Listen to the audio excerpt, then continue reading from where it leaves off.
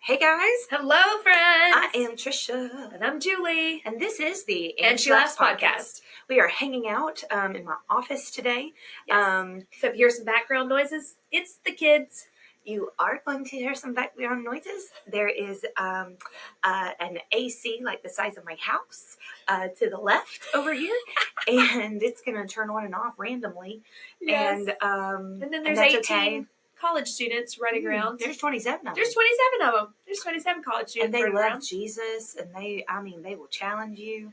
They will challenge you because of how well they love the Lord. Yes, and they will make you depend on Him, and that's good. That's a good thing. Yes, indeed. We are so ready to jump in with you guys today. Let's do it. Hey.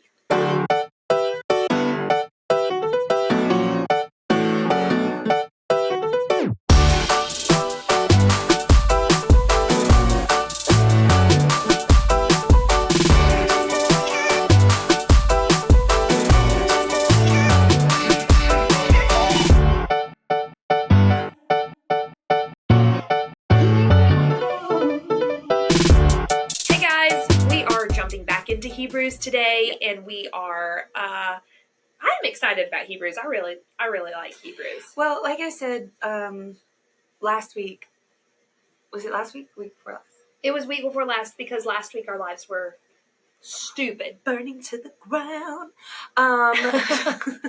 But here we are. Yeah, we appreciate made it through the fire. All of your patience with us whenever we can't record one week. You guys just show up the next week with us, because we actually haven't made it through the fire. We're in the fire. We're in the fire. But there is another in the fire. There is indeed. He is with us. He is standing next to me.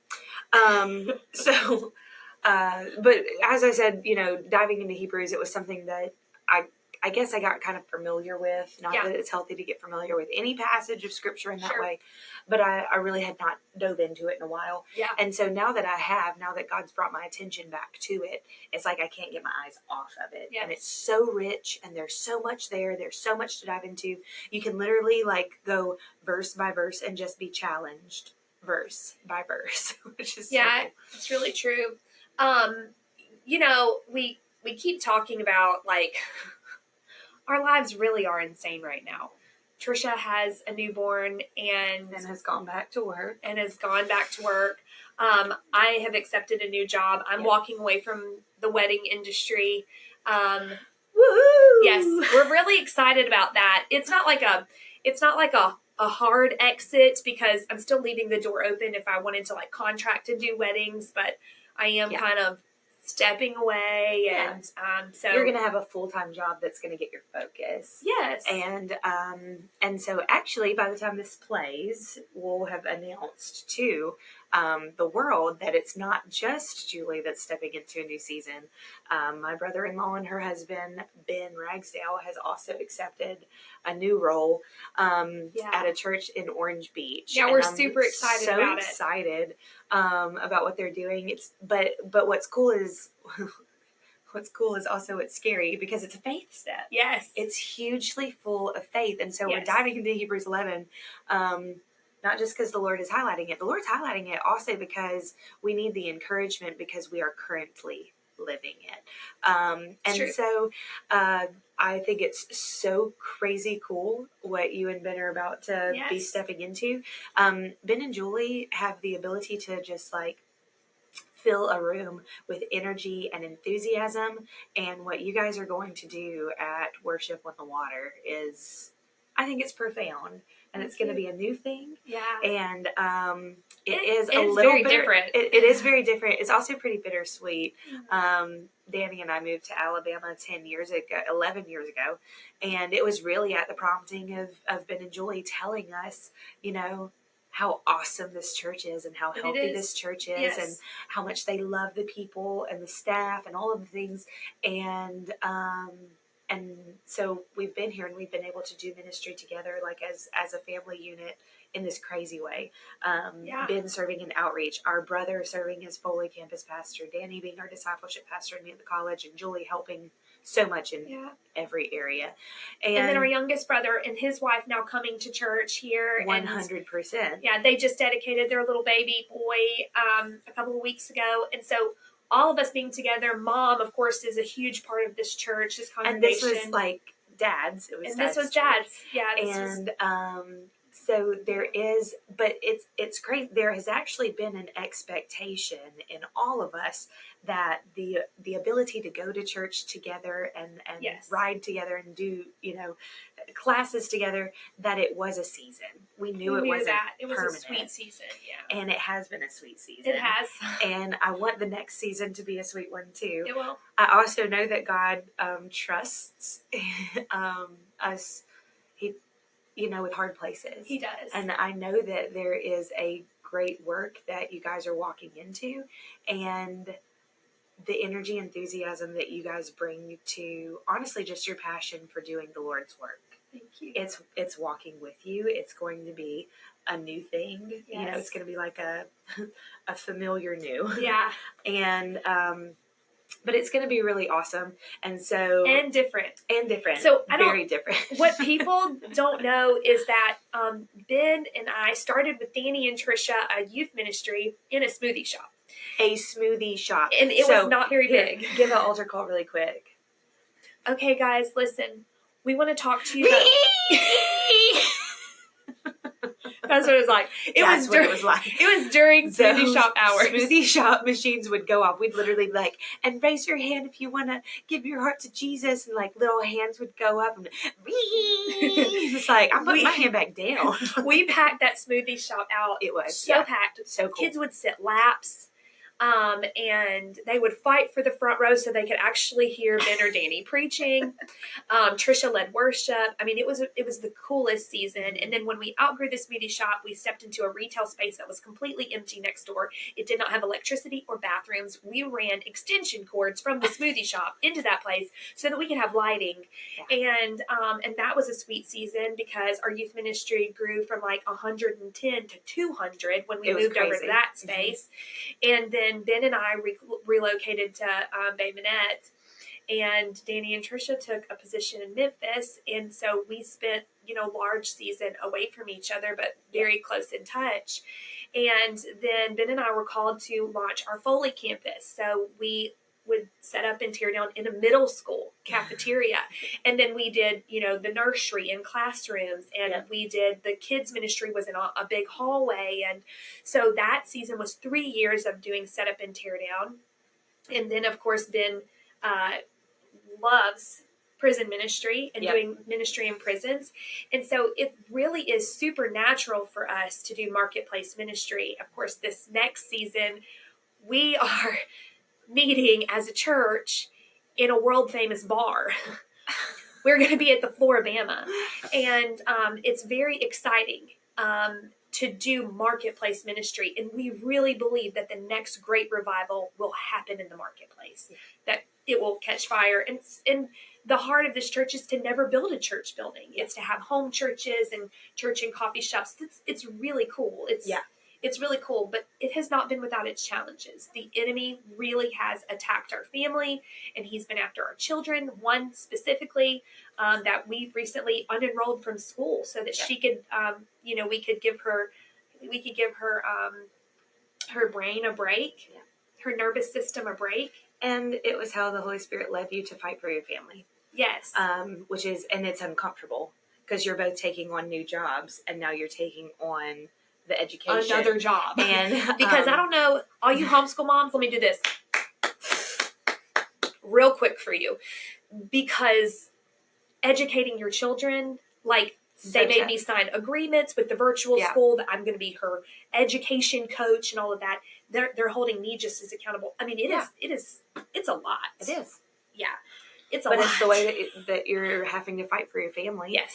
And so there's a lot of faith steps that are going on right now. Yeah. So we drop our podcast on Wednesdays. Yes. And so whenever it is that you're listening or watching, Sunday the 3rd, that's your last Sunday. It is. So when this drops, it's going to be November 6th. Yes. So this coming Sunday will be Ben and Julie's first Sunday at Worship on the Water in Orange Beach. So wherever you are, pray for them. Yeah. Pray for that house. Pray for the people, and pray for a move of God. Yes, amen. And that's what that's what we're doing. Yeah. Crazy, but so exciting. It is so exciting.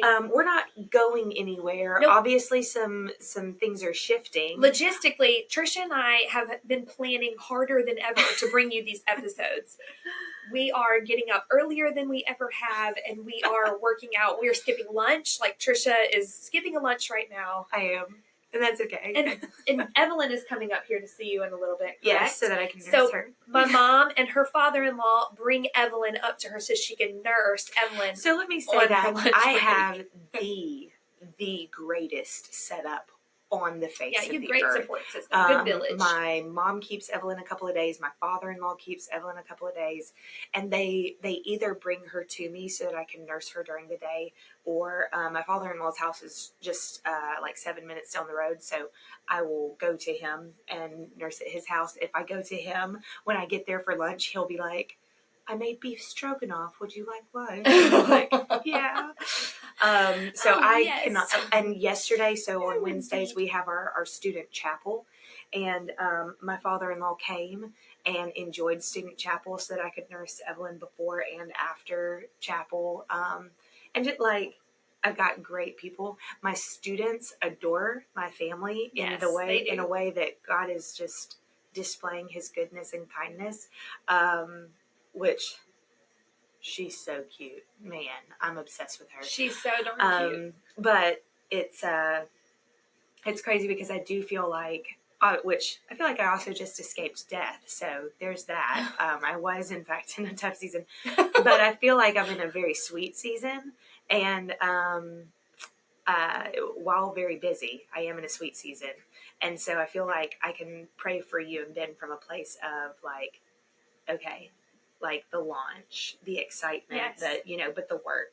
You're doing the work. Yes. And I don't know, it's all just very exciting. But there is a lot of faith going into it. There is a ton of faith. And I think about, for me, the next part of Hebrews 11 that I wanted to highlight is in verse 7. And it says, by faith, Noah, when warned about things not yet seen, in holy fear built an ark to save his family. Yeah. By his faith, he condemned the world and became heir of the righteousness that comes by faith. Yes. And I just love that, by faith, Noah, when warned about things not yet seen. So many times we try to fit the things that God is speaking to us into a box that has already modeled success. So many times we say, okay, that's a successful couple in ministry. That's what I'm going to model myself after. And I'll be honest, when Danny and I were dating, John and Lisa Bevere, it's not just that we had a respect for them. We wanted to be them. Who doesn't? Does Lisa age? I still want to be them. Yeah. I watch everything that she puts out. She's fabulous. 100%. They have this deep knowledge of the word and an incredible ability to teach it, and a passion and an energy. Yes. I need to know what diet they're on because their energy is. What kind of supplements are y'all taking? I need to know. Curious minds. Come on. It's mine. My curious mind needs to know. Do you know what else stands out to me about them is that their sons are deeply invested in ministry. Yes. They've walked through an entire life of ministry and didn't go, yeah, that's not for me. Correct. I'm done with that. All of their sons, they've married women who are influential in ministry and love the Lord. And that just, man, kudos. Beautiful. Anytime your kids watch ministry happen, and they watch you get hurt, okay? Your kids watch you get hurt in church and heal in church if you do it correctly. And then they choose. Yes. Do I want to be part of the body of Christ? Yeah. And these boys, not only are they doing it, they're doing it well. For sure. And that is just so it's not just that we respect them.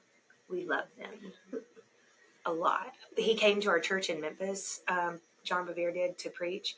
And when I saw him, which y'all heard me say a couple weeks ago that Lisa Bevere scratched my knee and I started bawling. So there's that.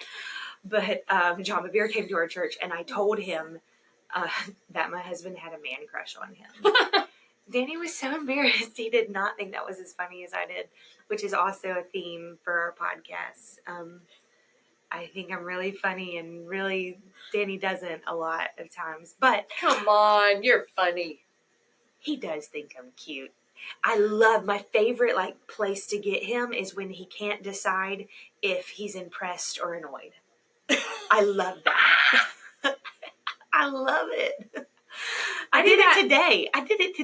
I did that when my kids backtalk me. Like when they say something really clever, and I'm like, oh, but also, man, that was really good. That was a zinga. But also, I want to pop you in your face. But also, that was pretty smart. It. But also, sleep with one eye open, because I'm going to shave your eyebrows off tonight. You know? But I think that for several years, Danny and I tried to model what we thought if John and Lisa were doing what we were doing. We kind of tried to put ourselves in that box. Not that I would have called it a box. I actually feel like in some ways it was a standard. Like, they love holiness. Yes. They have a consecrated home. There were things that challenged us. Absolutely. But they represented success. And so it was like, okay, maybe one day we'll write a book, and maybe one day we'll travel and speak, and maybe, what are all the different things that they have that look successful and I think P.S. one day you've done all those things. Danny has written a book, and Danny co-authored our discipleship book, and Tricia and Danny do travel and speak. So, what you gonna do next? I'm gonna be on this podcast. That was such a mic drop moment. That was fabulous. I'm gonna be on this podcast. But I think that oftentimes we see people that we either love or respect or deem as arriving at something special, and we tend to put them in a box. Yes. And I think that when God tries to do something new inside of us, he's like, hey, I want you to trailblaze. I want you to create a new path. I want you to do this new thing. We almost think we're hearing wrong because we haven't seen it modeled. And I remember a few years ago, telling Danny, I think that one of the things that we, the tensions that we feel is that we keep trying to do what has been modeled as opposed to a new thing that has not been defined, that hasn't been described, I can't find it. What if I can't find it successfully, done, played out for me? What if the step-by-step hasn't been written? The step-by-step to the ark had not been written, and man did not write it. Moses heard from the Lord. He heard the tree. He heard the links. He heard the thing. That's so good. Man did not create it. Man could not fathom it. Man had not seen it. And by faith, Noah. You found him. Moses did it too. He's in here. But I'm talking about Noah. By faith, Noah, when warned about things not yet seen, in holy fear, built an ark to save his family. There's actually theologians that will tell you that up to this point, there had not been rain in the Bible. I've heard that. And, that there had not been rain yet on earth, that it had not yet happened. And so it wasn't just that the people were laughing at him for building a boat in the middle of the desert. Yeah. It's that they didn't have an understanding of water falling from the sky. Yeah, that's good. There was so much new that was going on, and it's not like God gave Noah a vision of water coming from the sky. No, he gave Noah a directive. Yes. And said, hey, build this. Yeah. And he did. And I think what's beautiful about that whole scenario is God didn't just say, build it, good luck, welcome to the Hunger Games. You know what I mean? God gave him very specific. You're going to build it this cubits by this cubits. You're going to build it out of gopher wood. It's going to have this many windows and a door, and it's going to have this. And God detailed for him every single thing.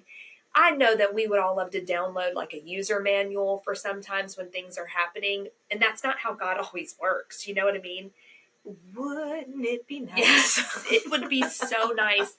But I love when you're doing a new thing, you can tune yourself to the Lord and he will give you step by step.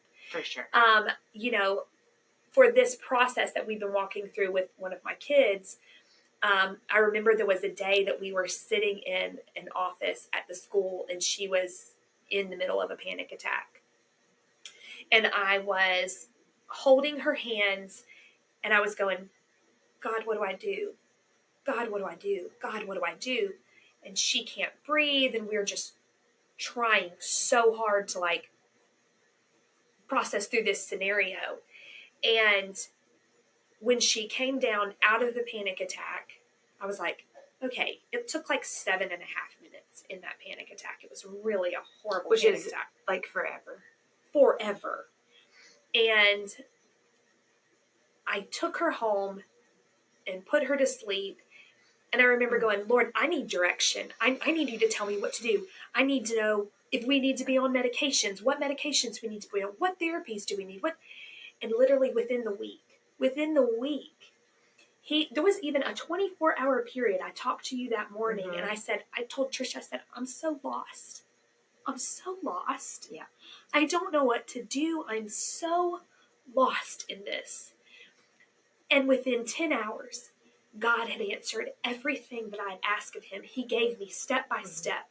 Build this cubits by this cubits, Julie. Build it out of gopher wood. He told me what to do. And I actually text like that night when you sent your praise report, like this miracle to like me and Mom and a friend. I literally was like, only God could turn this around from 6 a.m. to 6 p.m. Yes. Our 6 p.m. looks drastically different and miraculous than our 6 a.m. Yes. We had nothing but questions, confusion, fear. So much fear. And by 6 p.m., it was like, we have a plan. Yes. And we have a fight. And we're going to do this. Yes. And she's going to be healed. Yeah. And the plan holds even within the really hard points, you know, because we're dealing with some insomnia right now and we're dealing with, you know, a lot of fear and a lot of anxiety, but we're seeing the turning of the corner because we have this plan that the Lord etched out for us. The part of Hebrews that God really highlighted for me was in Hebrews 2. And he starts out by saying, we must pay the most careful attention, therefore, to what we have heard, so that we do not drift away. One of my biggest fears as a kid, we had a beach house called the Meeting Place, and it had this L-shaped pier. And when we would go out on this pier, in the Molly Bee, we had this cute little blue boat called the Molly Bee. It's still there. It's so cute. But when I would walk out on that pier, one of my greatest fears is that I would get out to the end and I would turn around and look, and the connection point between the end of the pier and what kept us on the shore would be gone. And I would be drifting out. Okay, and what I thought you were going to say is that you thought you were going to drift away in the Molly Bee because we did that. That actually happened. We were not as strong as we thought we were. And the current was stronger than we thought it was. And the wind was very strong, and so our papa had to come get us. He hopped into the lagoon up chest high, and he walked out to us. Waddled out. Because Papa couldn't swim really great. He was, right? But he was mad. Oh, he was angry. Papa was angry with us. But he pulled us back on. But my huge fear, I would even have dreams about it while we were staying at the Meeting Place, is that when I would be at the end of the pier, I would look back and I wouldn't be tethered to the shore anymore. Wow. And in this process of all this fear, if I let myself, I would drift. Yes. If I don't keep myself tethered daily. And I also feel that whenever you're in crisis, you need the Lord so much more. Like you are just checking in with him all the time. Am I doing this right? Are you there? Do you hear me? Well, when seas or are thanking calm, him. Yes. the anchor doesn't You're like, have as much to pull you to. I'm going to You enjoy. sunbathe in this little boat. But when the storm comes, the anchor is all you care about. Yeah, that's right. You're so right. And so in this scenario, I think about people, friends, dear friends that I have that are absolutely deconstructing their faith at this point, you know. And sometimes they want to talk about it, sometimes they don't. But when they do talk about it, there's kind of this like blasé attitude of, well, you know, that's just not how I feel anymore. Or the thing is, I don't know anyone that one day says, I believe in God, and the next day says, I don't believe in God. Like, it's never like that. Yeah. It is a slow drift because you lose your tether. You lose sight of the shore. Yeah. Slowly, there's this slow drift.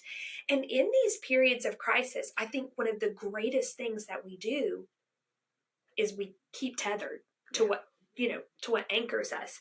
And I love that verse. It's just was incredible to me, especially so in this, you know, kind of crisis that we're going through. Well, the Bible even says, like, without faith, it's impossible to please God. Yes. And this week in my Old Testament class, we were going through the different kings of after Israel had divided and gone through diaspora, and so we're going through the different kings for the southern region, and we talk about Uzziah, who was a king who actually, like, the beginning part of his life served the Lord so well. Yes, he did well. He did he dug rivers because it actually says, like, he was a man who loved the soil. He created new systems for livestock, and there was just so much good that he did. He rebuilt walls in Jerusalem. He did so much good and obeyed the Lord. And then there's this verse, and it says, but in his success, he became proud. Yeah. And so in his pride, he disobeyed the Lord, ended up with leprosy, and ended up secluded in this, like, house by himself for the rest of his life. And then a couple of rulers later, you read about Manasseh, who was the worst, most evil king that there was. Yes. He sacrificed his sons in Baal worship. Ritual worship. He was so bad. And right at the end of his life, it says, like, in humility, he cried out. In humility and despair, he cried out to the Lord, and the Lord answered him. And I think that it's so crazy that, like, we see, oh, good, but pride was a fall. And then we see bad. But humility and desperation, the Lord showed right up. Yeah. And I really do believe that sometimes in our pride, we start putting our faith in ourselves. Yeah. When things get successful, when things start going good, we put our faith in ourselves. Yeah. And faith in ourselves is going to break us every time. Because let me tell you something, I'm not a good savior. No. I'm not a good God. No. My husband said this the other week when he was preaching, but, like, if I was God, there'd be a lower population on the earth. It's so accurate. It's so real. But I don't think it's just pride. I think there are other, like, there's so any many, sin. Any sin can cause you to drift. And there's kind of like this in most of my friends that I see deconstructing, they're and whether the break from the shore is legitimate, because it is, there are church hurt or death or diagnoses or things like that. There are legitimate breaks from the shore. Instead of wrestling that out with God, they just let time pass. Yeah, for sure. And I have always said, even in this scenario, I have never, I know better than to ask God why. Why, God? Yeah. Why? Why are you doing this to me? Why is she going through this? She's so little, you know, like, why are we having to wrestle through this? I've never asked God why. I always say, what do I do next? what do you want me to do next? How would you like me to respond? How do I do this? How do I do this in your strength? Yeah. Tell me what your steps are for me. And I wrestle with the Lord. Yeah. But if I started the why, I'll drift. Oh, yeah. I'll drift if I ask why. So we don't. Mm-mm. We don't ask why. We ask, what next? How do you want me to do this? Yeah. Yeah, and that keeps us tethered, that wrestling with God. So I think I said it last week, 2 weeks ago, like last episode, but the hardest part about faith is that it requires faith. Yes. And I just feel like God brings us to places in our life where that faith is tested. Yes. I think about, sometime in the next year or whenever, Evelyn will start learning how to walk. Okay. And it'll be the cutest thing ever, just for the record. But, she's from South Alabama, isn't she?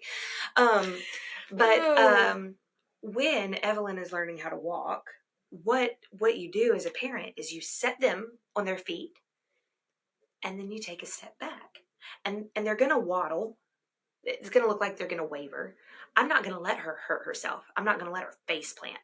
But I am going to let her, catch herself on the ground with her hands. Yeah. I am going to let her, because she has to strengthen the muscles in her legs. If I never let her go, then she doesn't learn how to walk. And so what you do is when they learn how to take that first step is that you set them back up on their feet and you give them a little bit more space. Mm-hmm. What are you doing? You're deepening their walk with you. Yes. And God does the same thing. Yes. He sets us on our feet and he takes a step back. He's not going to let us face plant. Yeah. But he is going to deepen our walk with him. And sometimes you'll booty bump. 100%. And sometimes. But you learn to squat and get back up, You do. Hey. Well, if you guys, I would love to hear some of your faith stories, or what you're walking through, or how we can pray for you. And don't forget to be praying for the Ragsdale family as they start this new journey and this new faith walk. And yeah. No, good episode. Yeah. Thanks for hanging with us, guys. We sure do love y'all so very much. We'll talk to you soon.